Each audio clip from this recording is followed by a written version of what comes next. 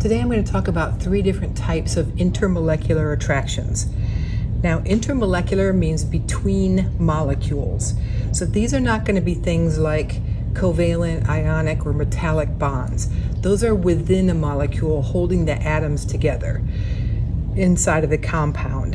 Intermolecular attractions are between separate molecules.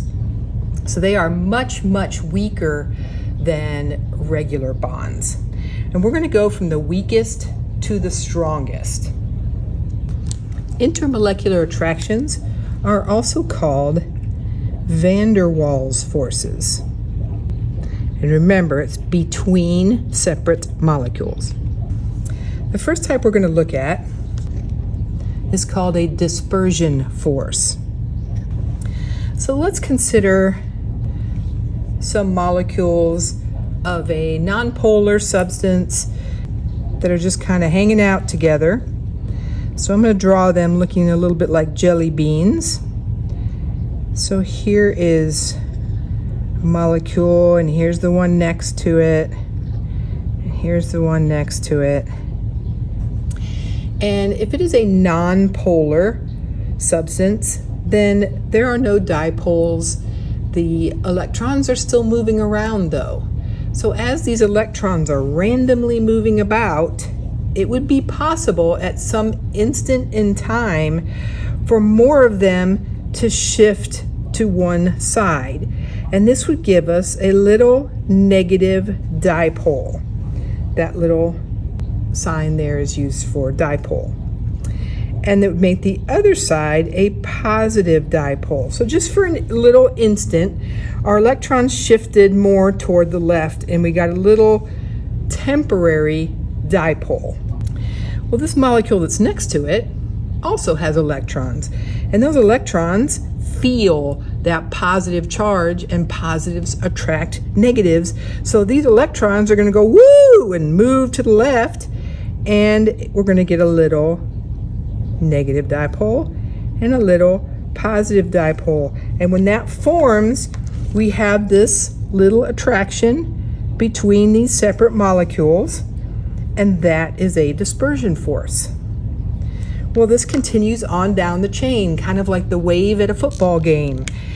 When this molecule is next to this one, its electrons are going to be attracted to that positive, so they're going to shift that way, and it's going to leave this side without as many electrons, and we're going to get another little dispersion force right in here. Now remember, these are temporary. So as this moves through your substance, remember it's going kind of three-dimensionally, left, right, up, down, forward, back. But as that happens, these electrons are going to shift back to where they were before, and we're going to lose that attraction right there, and then these guys will shift back and we'll lose that attraction. So as the wave of force, of attractive force, spreads out from the one that originally shifted, you're going to have these temporary attractions that then disappear and reappear and disappear. And this is happening all over your substance. So you have these waves of attractions and coming and going all through your substance. And those are called dispersion forces. Everything that's not a gas molecules are too far apart, but all your liquids and solids have dispersion forces. It doesn't matter if they're polar or non-polar. None of that matters. Everything in its solid and liquid forms has dispersion forces. Let's look at our second force. The second one goes by several different names, but I am going to call this a dipole-dipole attraction or force. And this applies to something that has a permanent dipole, that is a polar substance. So we're going to find this in polar substances. Remember, a polar substance is one that all the time has that little dipole on either end permanently. It's not a temporary thing like our dispersion force. So it's stronger than the dispersion force because it's always there. It's not going away. So if we have our molecules here, they have a permanent positive and negative end. So when they get close enough to each other, they're going to flip around until their positives and negatives are facing each other, like this. And between them, you're going to have an attraction between the negatives and the positives, and that's what a dipole-dipole force is.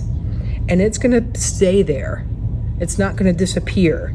So this is a stronger force than the dispersion force because the dispersion comes and goes.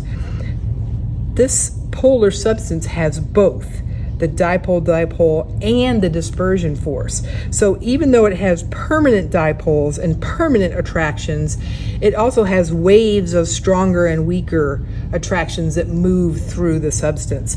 And again, it needs to be a solid or liquid substance so that the molecules are close enough to each other to actually feel each other and feel that attraction.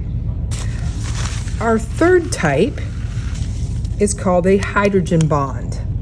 And even though it's called a bond, it's not a bond like a covalent bond or an ionic bond. It's not strong like that, but it is stronger than the other two types.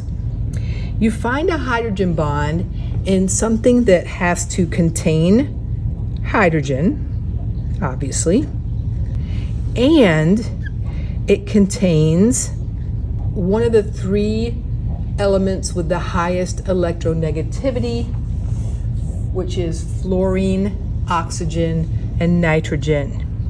So it has to have fluorine or nitrogen or oxygen in addition to the hydrogen. The perfect example of this is going to be water because it contains oxygen and hydrogen, and it has very strong hydrogen bonds. So if we look at a water molecule, it's H2O. Two H's, one O. And our H's are our positive dipole, and our oxygen is our negative dipole. So this is one molecule of water. If another molecule of water comes close to this one, it's going to flip around so that its positive dipole is near the negative dipole of the other molecule, like this.